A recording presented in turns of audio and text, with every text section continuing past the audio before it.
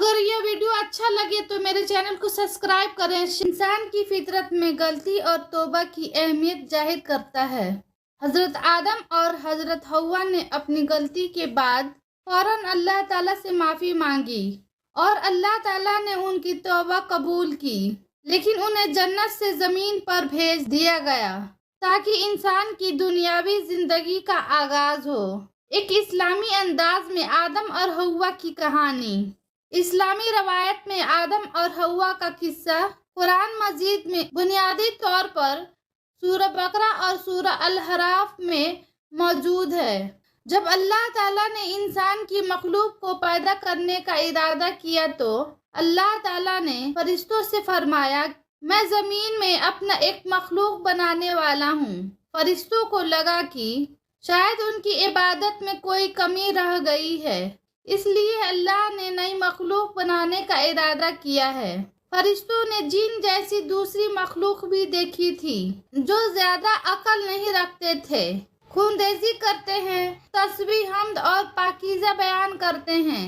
کیا تو ایسی مخلوق پیدا کرے گا جو زمین پر فساد کرے گی اور خون خرابہ کرے گی؟ اس کے جواب میں اللہ تعالیٰ نے فرمایا، جو میں جانتا ہوں وہ تم نہیں جانتے۔ فرشتوں نے آپس میں کہا کہ اللہ تعالیٰ جو بھی مخلوق پیدا کرے وہ ہم سے زیادہ علم نہیں رکھ سکتی۔ پھر آدم کو مٹی سے بنایا اور اپنی روح سے زندہ کیا۔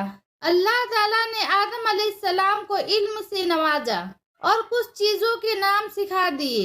پھر اللہ تعالیٰ نے آدم علیہ السلام کو فرشتے کے سامنے پیش کیا اور فرشتوں سے فرمایا کہ تم بتاؤ ان چیزوں کے نام اگر تم سچے ہو۔ فرشتوں نے کہا کہ ہم اتنا ہی علم جانتے ہیں جتنا تو نے ہمیں سکھایا ہے، اس کے سوائے ہمیں کچھ نہیں معلوم۔ پھر اللہ تعالیٰ نے فرمایا، اے آدم تم بتا دو ان چیزوں کے نام۔ پھر جب آدم نے ان چیزوں کے نام بتا دیے تو اللہ تعالیٰ نے فرشتوں سے فرمایا کہ میں نہ کہا تھا کہ میں آسمان اور زمین کی پوشیدہ چیزوں کو جانتا ہوں۔ پھر اللہ نے فرشتوں سے فرمایا کہ تم آدم کو سجدہ کرو، تو وہ سب سجدے میں گر پڑے مگر شیطان نے سجدہ نہیں کیا۔ اللہ نے فرمایا کہ اے ابلیس تجھے کیا ہوا، تو سجدے کرنے والوں کے ساتھ شریک نہ ہوا۔ شیطان نے تکبر میں کہا کہ میں ایسا نہیں ہوں کہ انسانوں کو سجدہ کروں، جسے تو نے کھن ہوئے سڑے ہوئے غار کی مٹی سے بنایا ہے، میں اس سے بہتر ہوں۔ تو نے مجھے آگ سے پیدا کیا اور اسے مٹی سے پیدا کیا ہے۔ اللہ نے شیطان سے فرمایا، یہاں سے نکل جا، تو مردود ہے اور تجھ پر قیامت کے دن تک لعنت برسے گی۔ شیطان نے کہا، مجھے قیامت تک کا مہلت دے۔ اللہ نے فرمایا کہ تجھ کو مہلت ہے۔ شیطان نے اللہ سے کہا کہ تو نے مجھے گمراہ کیا ہے، میں قسم کھاتا ہوں کہ میں انسان کی سیدھی راہ پر بیٹھوں گا، پھر میں ان پر حملہ کروں گا، ان کے آگے سے بھی، پیچھے سے بھی، دائیں سے بھی اور بائیں سے بھی، اور ان میں سے اکثر کو تو شکر گزار نہیں پائے گا۔ اللہ نے فرمایا، تو یہاں سے نکل جا ذلیل خوار، جو ان میں سے تیرا کہنا مانے گا تو میں ضرور تم سب سے جہنم کو بھر دوں گا۔ بے شک میرے خاص بندوں پر تیرا ذرا بھی اثر نہیں چلے گا۔ جنت کی ساری نعمت کے باوجود آدم علیہ السلام جنت میں اکیلا محسوس کرتے تھے۔ پھر اللہ تعالیٰ نے حوا علیہ السلام کو بنایا تاکہ آدم علیہ السلام اس سے سکون پا سکے۔ اللہ تعالیٰ نے فرمایا، اے آدم تم اور تمہاری بیوی جنت میں رہو، پھر جس جگہ سے چاہو تم دونوں کھاؤ، لیکن اس درخت کے پاس مت جانا ورنہ تم ظالموں میں سے ہو جاؤ گے۔ پھر شیطان نے ان دونوں کے دل میں وسوسہ ڈالا اور کہنے لگا، تمہارے رب نے تم دونوں کو اس درخت سے اس لیے منع کیا تھا کہ تم کہیں فرشتہ نہ بن جاؤ یا کہیں ہمیشہ زندہ رہنے والوں میں نہ ہو جاؤ۔ اور شیطان نے قسم تک کھا لی کہ وہ ان کا خیر خواہ ہے، بس مردود نے دھوکہ دے کر ان کو درخت کی طرف کھینچ ہی لیا۔ جب حضرت آدم اور حوا علیہ السلام نے درخت کے پھل کھا لیا تو ان کے 70 کی چیزیں کھل गई और वह दरख्त के पत्तों को तोड़कर अपने ऊपर चिपकाने लगे और सतर छुपाने लगे।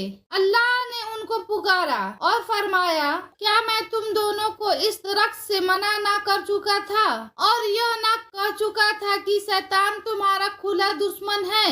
हजरत आदम और हव्वा अलैहिस्सलाम ने कहा कि ऐ हमारे रब, हमने अपने ऊपर जुल्म किया। अगर आप हमें ना बख्शा और हम पर रहम ना फरमाया तो हम जरूर तबाह हो जाएंगे। अल्लाह ताला ने फरमाया कि तुम सब जन्नत से नीचे उतर जाओ।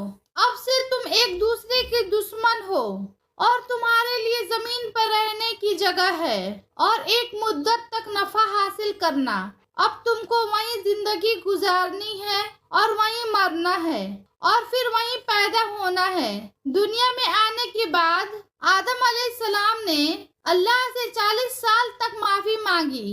फिर अल्लाह ताला ने आदम अलैहिस्सलाम पर रहम खाके उन्हें माफ कर दिया और फरमाया कि तुम और तुम्हारी औलाद दुनिया में रहो और यह बात याद रखो कि जब मेरी तरफ से कोई नबी हिदायत लेकर तुम्हारे पास आए तो उसका कहना मानना, और जो लोग मेरे नबी की बात को नहीं मानेंगे और हमारी आयत को झूठला जाएंगे वह दोजख में जाएंगे और हमेशा उसी में रहेंगे। हजरत आदम और हव्वा अलैहिस्सलाम दुनिया में रहने लगे। वहीं से इंसानों की नस्ल शुरू हुई। आदम अलैहिस्सलाम तकरीबन 900 सालों तक जिंदा रहकर वफात पा गए। कुरान के इस वाक़े से हमें यह हिदायत मिलती है कि जब शैतान ने गलती की तो उसने माफी मांगने के बजाय तकब्बुर किया और अल्लाह को ही अपने गुमराही का इल्जाम दिया। पर जब आदम अलैहिस्सलाम से गलती हुई तो उन्होंने अपनी गलती मानी और फौरन तौबा कर ली और तब तक माफी मांगते रहे जब तक अल्लाह को राजी ना कर लिया। आदम अलैहिस्सलाम की सुन्नत यह है कि जब इंसान से गलती हो जाए तो वह अल्लाह से अपने गुनाहों की माफी मांगे और रब को मना ले। बेशक अल्लाह बहुत माफ करने वाला बड़ा मेहरबान है। तो यह था आदम अलैहिस्सलाम का बेहतरीन वाकया। यह कहानी हमें सिखाती है कि हम सब खुदा के फैसले पर मुनहसर हैं। अगर हम तौबा करते हैं, खुदा की तरफ से रुजू करते हैं तो वह हमें माफ कर सकता है और हमें जन्नत में वापस ले जा सकता है। हजरत हव्वा को आदम अलैहिस्सलाम के साथ जन्नत से निकाला गया क्योंकि दोनों ने मिलकर अल्लाह के हुक्म की नाफरमानी की थी। शैतान जो अल्लाह का दुश्मन था, अपनी फरेबकारी से उन दोनों को बहका दिया। शैतान को इंसान का खुला दुश्मन करार दिया गया है और हमेशा इंसान को अल्लाह की नाफरमानी पर आमद करने की कोशिश करता है। हज़रत आदम अलैहिस्सलाम तमाम इंसानों के हद अमजद हैं। कुरान मजीद और अहादीस मुबारक के मुताबिक अल्लाह ताला ने हज़रत आदम अलैहिस्सलाम को मिट्टी से पैदा किया और उनकी बीवी हव्वा अलैहिस्सलाम को उनसे पैदा किया। उन दोनों से नस्ल इंसानी का आगाज हुआ। औलाद आदम अलैहिस्सलाम हजरत आदम और हजरत हव्वा की मुतअद्दिद औलाद थी, जिनके बारे में मुख्तलिफ रवायात में जिक्र आता है। काबिल और हाबिल आदम अलैहिस्सलाम के दो मशहूर बेटे थे। कुरान मजीद सूरह अल-मैदा में दोनों का जिक्र आता है। काबिल ने हसद और कीना की बुनियाद पर अपने भाई हाबिल को कत्ल कर दिया, जो इंसानी तारीख का पहला कत्ल था।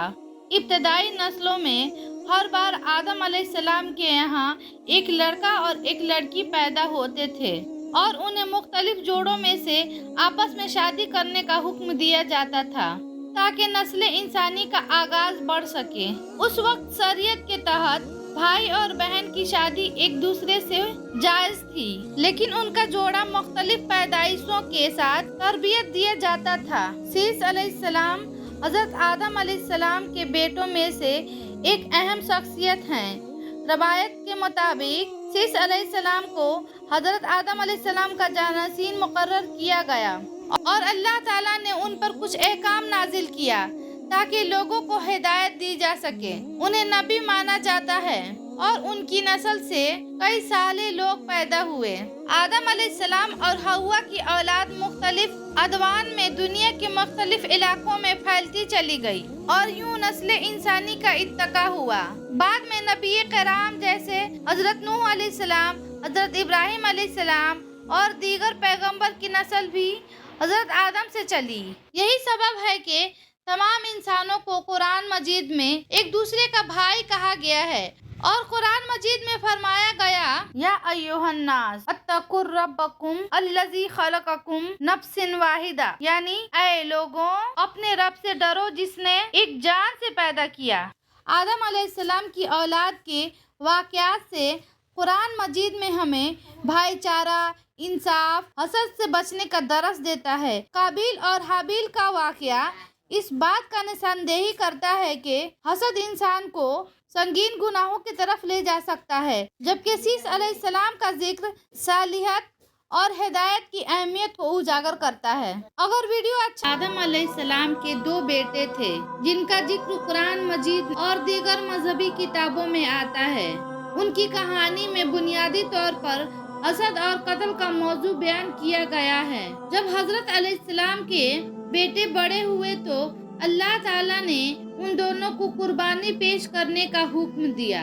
हाबिल ने एक उम्दा भेड़ कुर्बानी करने के लिए पेश की, जबकि काबिल ने खेती के मामूली पैदावार पेश किया।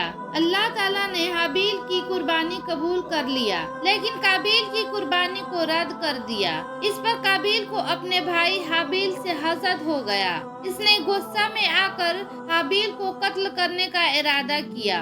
काबिल ने हाबिल को जब कत्ल कर दिया, जो इंसानी तारीख का पहला कत्ल था, इसके बाद काबिल को अपने किए पर नादामत हुई। अल्लाह ताला ने एक कौवा भेजा जिसने जमीन में गड्ढा खोदकर एक मुर्दा कौवा को दफनाया ताकि काबिल को अपने भाई की लाश दफन करने का तरीका समझ में आए। काबिल और हाबिल की कहानी हसद के नुकसान और इंसानी जिंदगी के हुर्मत पर जोर देती है। यह किस्सा यह सिखाता है कि अल्लाह ताला की राह में खुलूस नियत से तकवा की अहमियत है और हसद व गुस्सा इंसान को गुमराही की तरफ ले जा सकती है। काबिल और हाबिल हजरत आदम अलैहिस्सलाम के बेटे थे जिनका किस्सा कुरान मजीद में बयान हुआ है। उनकी कहानी इंसानी तारीख में पहले कत्ल का मिसाल के तौर पर सामने आती है। अल्लाह ने काबिल को एक कौवा भेजकर सिखाया कि किस तरह अपने भाई की लाश को दफन किया जाए। इस वाक़े से हमें यह सबक मिलता है कि हसद और गुस्सा इंसान को गुनाह की राह पर डाल सकते हैं और हमें इन जज्बात से बचने की कोशिश करनी चाहिए। यह कहानी इंसानी फितरत की कमजोरियां जैसे हसद और गुस्से के नताइज की तरफ तवज्जो दिलाती है और मजहबी तालीम में एक अहम सबक के तौर पर बयान की जाती है। काबिल और हाबिल की कुर्बानी की कबूलियत के मामले में अल्लाह ताला ने नियत और इखलास की अहमियत को जाहिर किया। हाबिल की कुर्बानी को कबूल करने का मतलब यह था कि इसका दिल साफ और खालिस था, जबकि काबिल की कुर्बानी में वह खुलूस नहीं था। काबिल का हसद इस हद तक बढ़ गया कि उसने अपने भाई को कत्ल कर दिया, जिससे इंसानी तारीख का पहला कत्ल हुआ। इस वाक़ये से यह सबक मिलता है कि हसद और नफरत इंसान को गुनाह के रास्ते पर ले जा सकते हैं। कौवे का किरदार इस वाक़ये में एक निशानी के तौर पर जाहिर होता है, जिससे यह सिखाया गया कि मरने वालों की इज्जत और लाश की तदफीन का तरीका क्या है। यह इस बात की तरफ इशारा करता है कि हत्ता के एक कत्ल से भी अपनी गलती से सबक सीख सकता है और अल्लाह की तरफ से रहनुमाई हासिल कर सकता है। यह कहानी हमें याद दिलाती है कि हमें अपनी जिंदगी में हसद, गुस्सा और नफरत से बचना चाहिए और हमेशा अपने अमाल को खुलूस नियत के साथ अंजाम देना चाहिए। अगर वीडियो पसंद आए तो सब्सक्राइब करें, लाइक करें और शेयर करना ना भूलें। देखने के लिए शुक्रिया।